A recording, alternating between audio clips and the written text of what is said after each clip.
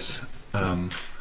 But of course, in a week with Sunday, Wednesday, Saturday, would have been a tough one anyway. Coming back Thursday afternoon, stuff like this. But yes, we would have wanted to play. But for the reasons we all know, it didn't happen. And of course, we respect that. And now we try to use the time for analyze and training, which makes, I think, absolute sense, or made absolute sense after the game we played at Napoli. You've had obviously more time to reflect on the result in Napoli.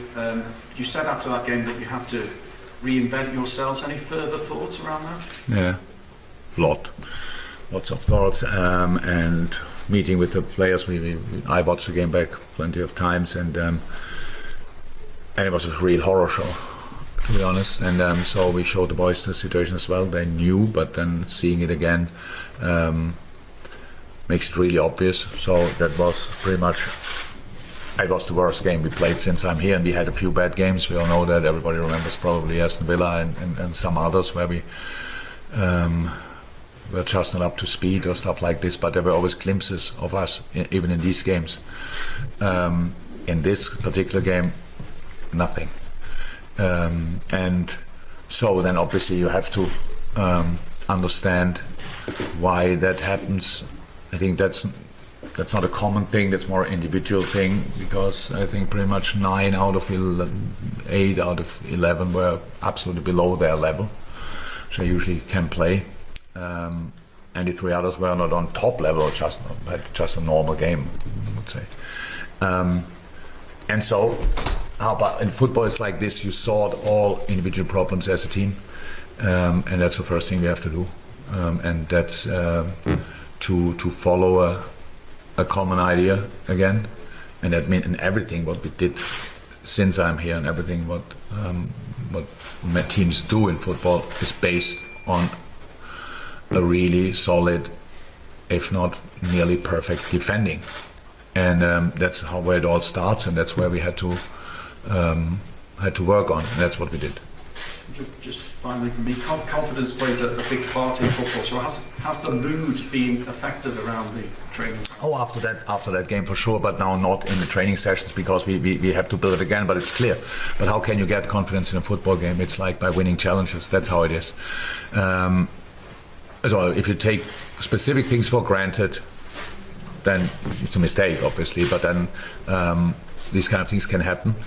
And but we all have to realize again that it all starts with defending, with all the people, stuff like this, and that's what we have to give ourselves a chance to celebrate, to win a challenge again. It's long ago that we spoke about these kind of things, but it's still the start for pretty much everything, and that's what we have to do. And if you do that, then you can get some kind of momentum. If you have momentum, then you can play football. But there's no good game I can remember where a team played flawlessly offensively, like bam bam bam, everything worked together, and defensively they were just shambles. Can't remember it, because it actually doesn't work like this. And that means, but there are plenty of games where teams defend really well and don't play that well offensively maybe. So it's all based on real defending, and that's what we have to do, and that's what we will have to show, and I'm pretty sure our people will help us with that as well. In Kennedy? Yeah, again, obviously it comes down to what you do, but it's an important round of matches in the sense that if you can beat Ajax, and for example if Rangers get something, then the group becomes all level again, so it can be repaired. Yeah, but that's not now the one thing we think about. So obviously we have to show a reaction, definitely, we know that. That doesn't guarantee a result against Ajax. Ajax is actually, I would say, pretty much in the opposite situation, completely different. Won all their games so far this season, have again a rebuild, a really massive rebuild, but doing, no surprise, again a really good job. And so that's the opposite side. So thinking about the group now and the situation in the group, I don't think that's now massively helpful. We know about it, so it's anyway clear. But it's a home game in the Champions League, so it's not that we give the points away before we start. But we have to make sure that we play completely different to what we did there at Napoli. And then we will see what we can get for that. It's always like this: if you want to solve the problem, and you only can, and it means that if it doesn't work out in the first place, like immediately, then you think that's wrong.